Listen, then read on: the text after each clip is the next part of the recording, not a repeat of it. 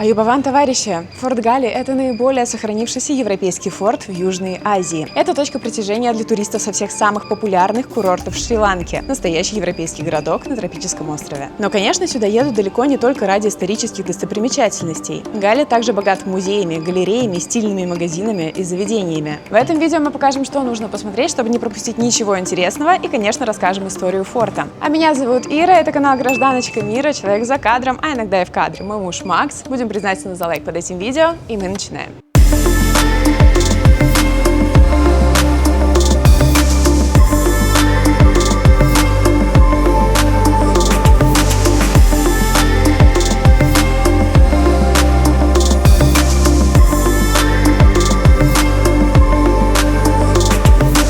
Вообще Галли – это город на юге Шри-Ланки, население которого свыше 100 тысяч человек. Кстати, на сингальском название города звучит примерно как Голь, и если будете договариваться с водителем тука или кондуктором автобуса о стоимости поездки, не удивляйтесь такому произношению. В 505 году остров колонизировали португальцы. Им Галли понравился, и они построили здесь первый небольшой форт. Но по-настоящему наследили здесь голландцы. Именно они в 1663 году перестроили форт, и крепость вышла такой роскошной, что дожила до наших дней. Нынешние бастионы и стены крепости именно их рук дело. Потом, в 1796 году городом завладели англичане. При них значение Галли как порта резко упало, потому что британцы сделали ставку на развитие Коломбо. Но здесь форт сохранили и использовали как административный центр. А выпуск из Коломбо у нас, кстати, тоже есть. Как сюда добраться? Самый простой способ – это воспользоваться местным сервисом такси Пикми. Там можно заказать тук-тук, скутер или автомобиль. Кстати, я настоятельно рекомендую скачать это приложение в любом случае, чтобы у вас всегда была возможность проверить цену, когда вы договариваетесь с местными тукерами. Дело в том, что эти милые ребята иногда за короткую поездку могут запросить сумму, как за круговой маршрут по острову. Особенно если у вас еще нет ровного золотистого загара, но уже есть белая мантия от солнца или, не дай бог, солнечный ожог. Если вариант с такси вас не устраивает своей ценой, ну вот, например, нам с Мерисой это стоило бы примерно 3500 рупий в одну сторону, то можно прокатиться на местном поезде или автобусе. Мы выбираем автобус, так как для нас расписание поездов не слишком удобное. От Мерисы до Гали проезд на автобусе стоит всего 150 рупий с человека, при том, что ехать около 50 минут. И важно, в местных автобусах, которые еще называются крейзи-басами, безопаснее ездить сидя. Следовательно, если подошел битком забитый автобус, возможно, проще подождать следующий.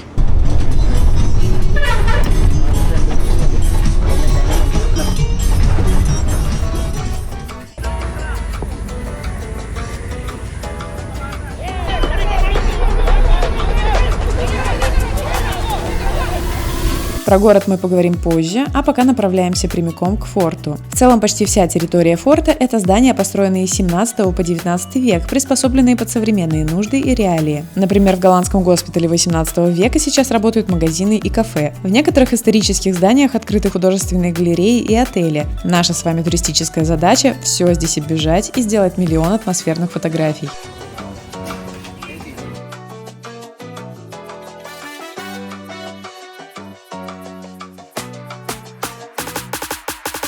Давайте начнем с дальней и самой популярной точки форта. Это, конечно, открыточный вид на маяк. Первая версия строения здесь появилась еще в 1848 году, но была деревянной, потому и сгорела. Современное здание построили уже в 1939. Это белая цилиндрическая башня высотой около 26 метров, стоящая на возвышении, из-за чего она выглядит заметнее с моря. Маяк действующий и до сих пор используется для навигации судов вдоль южного побережья острова. Внутрь туристов не пускают, но вокруг можно беспрепятственно слоняться и делать многочисленные фотокарточки. И поговариваю, что здесь просто невероятно красиво на закате.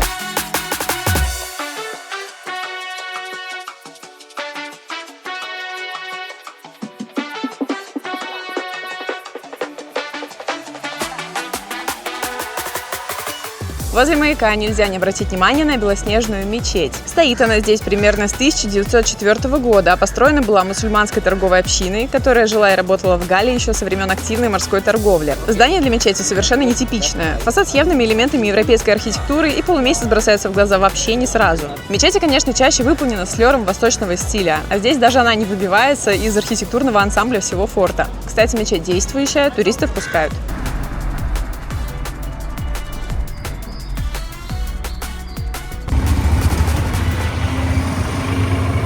Друзья, проходим мимо кофейни. Тут предоставлено меню. Давайте сразу посмотрим, что сколько стоит. Капучино 850, эспрессо двойной 600. Слушайте, вообще-то очень даже неплохо. Айс кофе 1100. Soft drinks Coca-Cola, Sprite по 300-350. Здесь есть выбор айс-кофе. И здесь, кстати, это очень актуально, потому что, конечно, невероятно жарко. Минеральная вода, кстати, всего 100 рублей. Сэндвичи от 500. Кстати, знаете, очень даже неплохо, бюджетно. Я думаю, можно зайти перекусить. А еще смотрите, как здесь симпатично.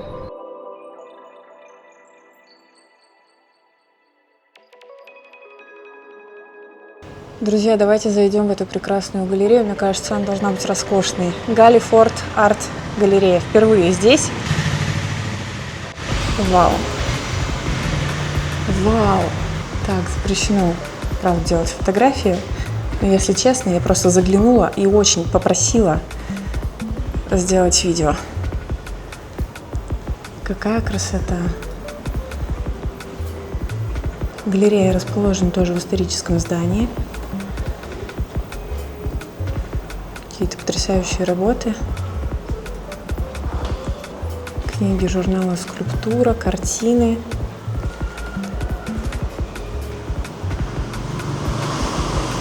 Какое интересное место. И таких мест здесь немало.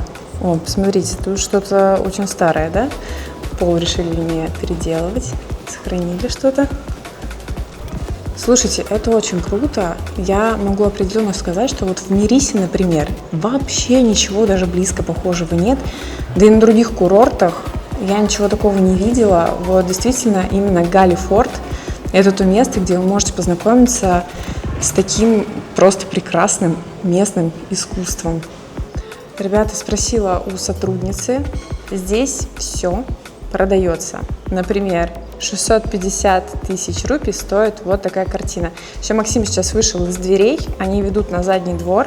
Я вам рекомендую туда обязательно заглянуть. Там дворик, старая плитка, старые стены и тоже выставлены некоторые экспонаты. Очень приятное место, правда, загляните. Заходите во все возможные галереи, это очень симпатично и интересно.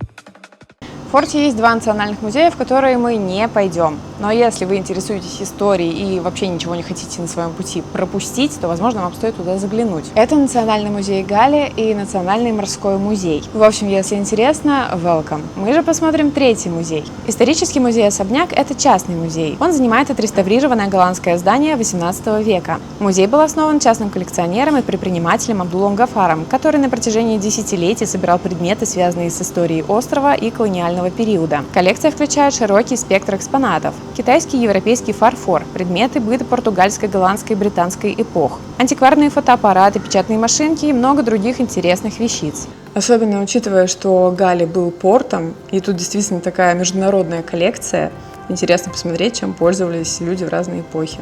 И посетить выставку можно совершенно бесплатно. Слушайте, ну вообще потрясающая коллекция. А в середине этого особняка есть колодец аж 1763 года. Ну, это год, когда примерно все это было построено. Ну и на самом деле, вот даже во дворе экспозиция не кончается. Можно обратить внимание, что всякие интересные светильники, старинная мебель. Здесь же, hello, Аюбаван, можно посмотреть, как обрабатываются драгоценные камни. Ну, или полудрагоценные. В общем, я не знаю. Здесь... Коралл? А, это коралл, ребята. В данный момент обработка коралла идет. О, interesting. А все почему? Потому что здесь часть особняка отведена под ювелирный магазин, где, собственно, в том числе можно посмотреть и прикупить местную ювелирку. Об этом мы с вами еще позже чуть-чуть поговорим. Зал называется Kitchen. Здесь тоже предметы быта, но уже которые использовались на кухне. И, ребята, это бесплатно. Ну, вообще грех не зайти. Кстати, здесь будут благодарны, если вы на выходе оставите некий донат.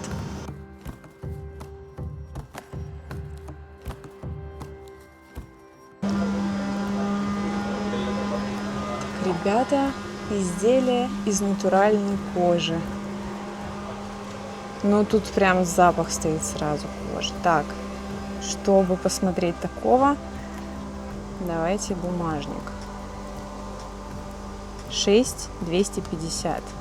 Так, сумочку какую-нибудь, да, вы просмотрели? What is it? Бывал? 22 500. Yes, I'm from Russia. It's not fixed price. If something, give you good discount. Thank you. Так, нам говорят, что это не финишная цена. Если что, можно поторговаться. 24 500 вам стоит, например, клатч со слонами. Есть ремни. Сумки, рюкзаки. Кстати, рюкзаки такие функциональные. Тоже интересный магазин. Thank you. Так, друзья, тут русский язык любят. Мне сразу дали клавиатуру на русском языке, сказали, набирай свой канал. Мы подпишемся и посмотрим. Так что, если что, вас и по-русски тут проконсультируют. Это сувенирный магазин. Hi! Здесь, ну что здесь, магнитики. Всякая прелесть, что они скреплены? Нет, они не скреплены. Так, без цен. Бесценные магниты. Ну, наверное, тоже можно торговаться обо всем. Сколько стоит? А, вот. 1500. Маленький 1500. 1100. This for... Pavlin. Yes, yes. You know many Russian words. Perfect. Соответственно, по 500. Смотрите, какие маленькие. Можно сувенирчики купить. Если не хотите тащить ничего тяжелого или дорогого, можно купить вот всяких малышей. Слоники 1350. Ой, вон есть какие-то интересные, смотрите, часы, компасы. Вообще, если сравнивать цены на сувениры, то, скорее всего, в вашей прибрежной деревушке будет дешевле. Но если хочется купить нечто памятное именно из форта, то вариантов тут масса. Нам показывают вот маленький слоник внутри. Такой стоит 9500. Такой резной слон, и внутри вырезан малыш. Заходите, глядите, может, чего себе прикупите.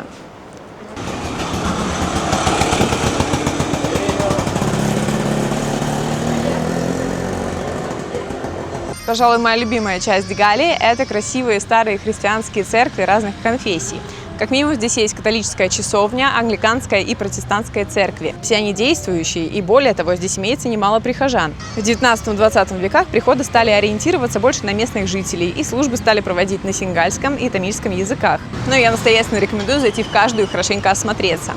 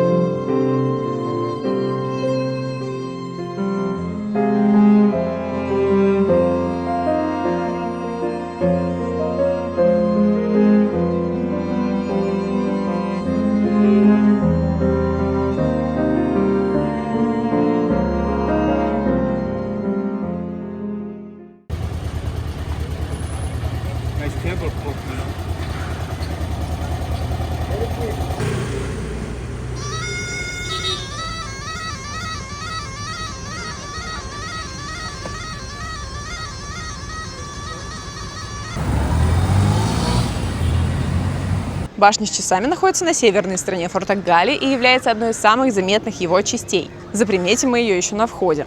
Башню построили в 1883 году. Часы расположены так высоко, чтобы их было видно из разных частей форта. Башня не предназначена для посещения внутри, но можно просто погулять снаружи.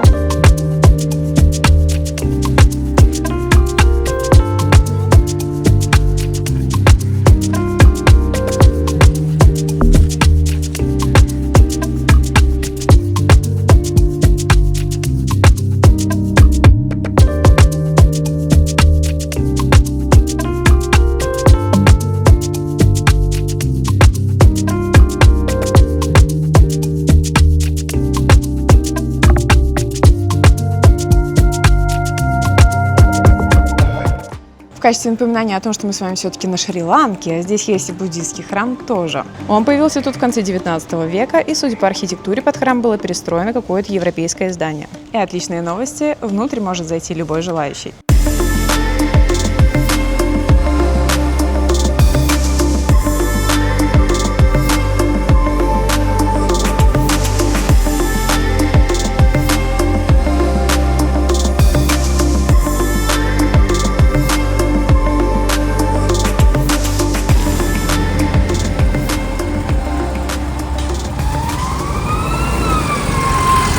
Ребята, еще в Форте Галле можно попробовать домашнее мороженое. По крайней мере, нас сюда именно так и заманили. Например, Dairy King. Я знаю, что это не единственное здесь заведение, но как бы мы шли мимо, почему бы не заглянуть. Вот так вот мило это все выглядит. Тоже старенькое здание. Заходим внутрь. Тут сейчас никого нет. Хозяйка побежала оформлять наш заказ. Значит, здесь есть английское меню, но тут спрашивают, откуда вы? Ты говоришь, Россия. И вуаля, пожалуйста. Значит, есть чашка мороженого за 600, в конусе 650. Мы взяли 2 чашки, кокос и корица.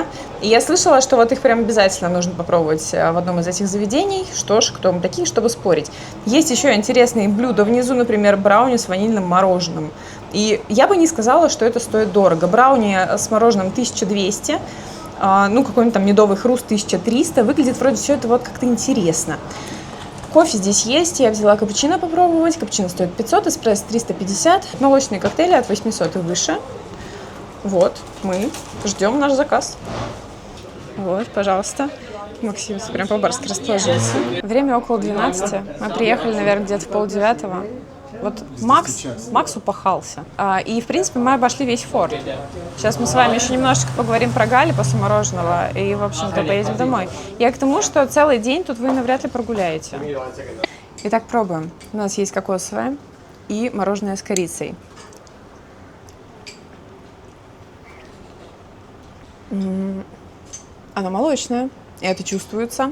Я не знаю, насколько уж оно сделано своими руками дома, но вообще-то это вкусно. И такой ненавязчивый привкус кокоса. Приятный. Ну, с корицей мне нравится больше. Оно прям коричное. Реально вкусно. Я думаю, что независимо от того, сделано это прям дома или нет, мороженое, правда, приятное. И в любом случае это недорого. Можно остановиться и охладиться в такой жаркий знойный день, как, например, сегодня. Все. Thank you. Sorry. В одном из уголков форта есть ярмарка с сувенирами, одеждой, безделушками и просто потрясающими деревьями. Вы посмотрите на эти баньяны роскошные. Просто офигеть. Здоровенные. Ладно, ребята, я не сильна. Я вообще называю баньяном все, что вот так вот свисает и пытается сцепиться с землей. Hi, Merry Christmas! Посмотрите, какая здесь красота. Людей мало. Так, вы удивитесь, но это наш знакомый. Привет! Lena's birthday today. Yeah, I will come. You know? Yeah, yeah. Good.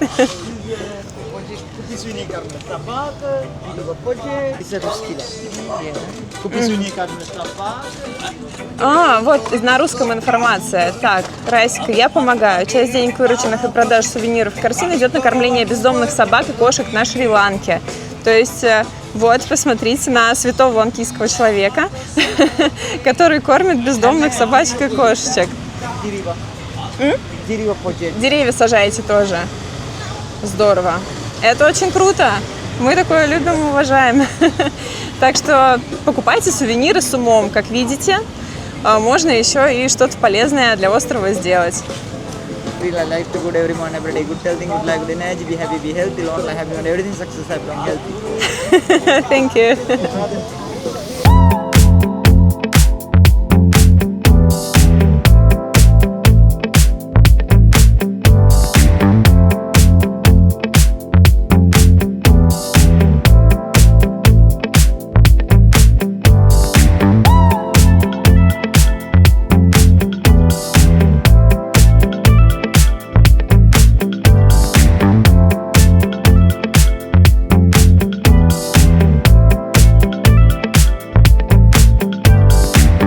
Гали очень много ювелирных магазинов. Вообще Шри-Ланка славится своими драгоценными камнями, вот только до розничной торговли они практически никогда не доходят. Зато на острове процветает торговля синтетическими подделками с такими же поддельными сертификатами. Это огромный бизнес, работающий много лет. И реально купить драгоценные камни на Шри-Ланке практически невозможно. Если вдруг они вам каким-то чудом и попадутся, то это будет так же дорого, как в других странах. Потому, приобретая украшения даже с сертификатами, которые здесь раздают буквально в каждом магазине, вы очень сильно рискуете нарываться на подделку. Потому, если покупаете что-то ювелирное на Шри-Ланке, расценивайте это просто как сувенир на память. Друзья, несмотря на то, что Гали супер туристический, и тут очень много иностранцев, европейцев, вообще отовсюду, все равно местные очень приветливые. И действительно, тут хороший уровень сервиса. И если в целом ланкийцы милые, то здесь как будто бы даже вдвойне. Вообще, это, конечно, очень приятно, потому что бывает, что именно в таких местах, как Гали, местные жители очень сильно избалованы туризмом, и появляется такое снисходительное отношение, наверное, к туристу. Ты все время это на себе чувствуешь. Здесь вообще такого нет. Как ты себя здесь чувствуешь все время в дружественной атмосфере. Мне очень нравится Галь, мы здесь не первый раз. Я думаю, конечно же, еще вернемся. Просто потому что, прям приятно прогуляться. Хотела бы я сказать, что город Гали также интересен, чисто красив, как форт, но, пожалуй, нет. Мы останавливались тут однажды на ночь и в дополнение к форту посмотрели еще несколько храмов, в том числе индуистских. Также здесь есть рынок, автобусная станция с хорошей развязкой по острову, а еще неподалеку от Гали имеется черепашья ферма. В целом за один день можно посмотреть и форт, и какие-то места в городе. Оставаться здесь надолго особого смысла нет, потому что как минимум на пляжный курорт Гали явно не тянет. А у нас на этом все. Я надеюсь, вам было полезно, красиво и интересно. Подписывайтесь на канал, смотрите другие наши выпуски, в том числе о Шри-Ланке. Ну а я с вами прощаюсь, увидимся в следующем видео. Пока-пока!